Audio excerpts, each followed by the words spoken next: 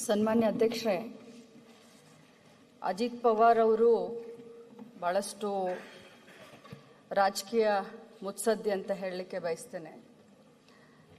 ನಾವು ಗಡಿ ಜಿಲ್ಲೆ ಗಡಿ ಭಾಗದಲ್ಲಿ ಇರೋದ್ರಿಂದ ಅಜಿತ್ ಪವಾರ್ ಅವರ ಬಹಳಷ್ಟು ಅನುಯಾಯಿಗಳು, ಅಭಿಮಾನಿಗಳು ನಮ್ಮಲ್ಲಿ ಕೂಡ ಬಹಳಷ್ಟು ಇದ್ದಾರೆ.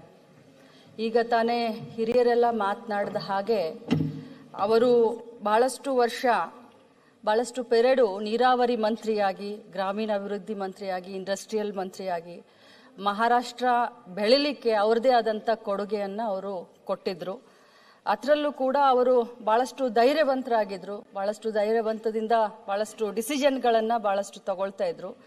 ಇನ್ನೊಂದು ಅವರು ಜನ ಅನುರಾಗಿಗಳಾಗಿದ್ದರು.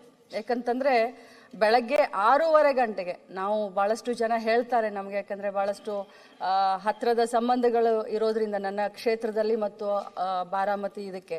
ಸೊ ಬೆಳಗ್ಗೆ 6:15ಗೆ ಜನರನ್ನ ಭೇಟಿಯಾಗಲಿಕ್ಕೆ ಶುರು ಮಾಡ್ತಾ ಇದ್ರು. ಯಾವುದೇ ಒಬ್ಬ ರಾಜಕಾರಣಿ ಸಾಮಾಜಿಕ ಬದ್ಧತೆ, ಕಾಳಜಿ ಇದ್ದಂಥವ್ರು ತನ್ನ ಕ್ಷೇತ್ರದಿಂದ ಆಗಿರ್ಬೋದು ಅಥವಾ ಇಡೀ ರಾಜ್ಯದಿಂದ ಬರುವಂಥ ಜನ 6:15ಗೆ, ಇವತ್ತು ಅಜಿತ್ ಪವಾರ್ ಅವ್ರನ್ನ ಭೇಟಿ ಆಗಬೇಕು ಅಂತಂದರೆ ಅವರು 5:15ಗೆ ಹೋಗ್ತಾ ಇದ್ರು. 6 ಗಂಟೆ ವಾಕಿಂಗ್ನಿಂದ ಶುರು ಮಾಡ್ತಾ ಇದ್ರು. ಜನರ ಬಗ್ಗೆ ಅಷ್ಟೊಂದು ಕಾಳಜಿಯನ್ನು ತಗೊಳ್ತಾ ಇರುವಂಥ ಇಂಥ ಒಬ್ಬ ಮುತ್ಸದ್ದಿ ರಾಜಕಾರಣಿ ಕೊನೆಯ ರಾಜಕೀಯ ದಿನಗಳಲ್ಲಿ ಅವ್ರಿಗೆಲ್ಲ ಏನಾಯಿತು, ಎಷ್ಟು ಕಷ್ಟ ಅನುಭವಿಸಿದ್ರು, ಏನೆಲ್ಲ ಅವ್ರ ಮೇಲೆ ಚಾರ್ಜಸ್ ಆಯಿತು, ಯಾವ ರೀತಿ ರಾಜಕೀಯ ಬದಲಾವಣೆಯ ಸಂದರ್ಭದಲ್ಲಿ ಏನೆಲ್ಲ ರಾಜಕಾರಣ ಆಯಿತು ಅನ್ನೋದು ತಮಗೂ ಎಲ್ಲ ಗೊತ್ತು, ನಮಗೂ ಎಲ್ಲರಿಗೂ ಗೊತ್ತು.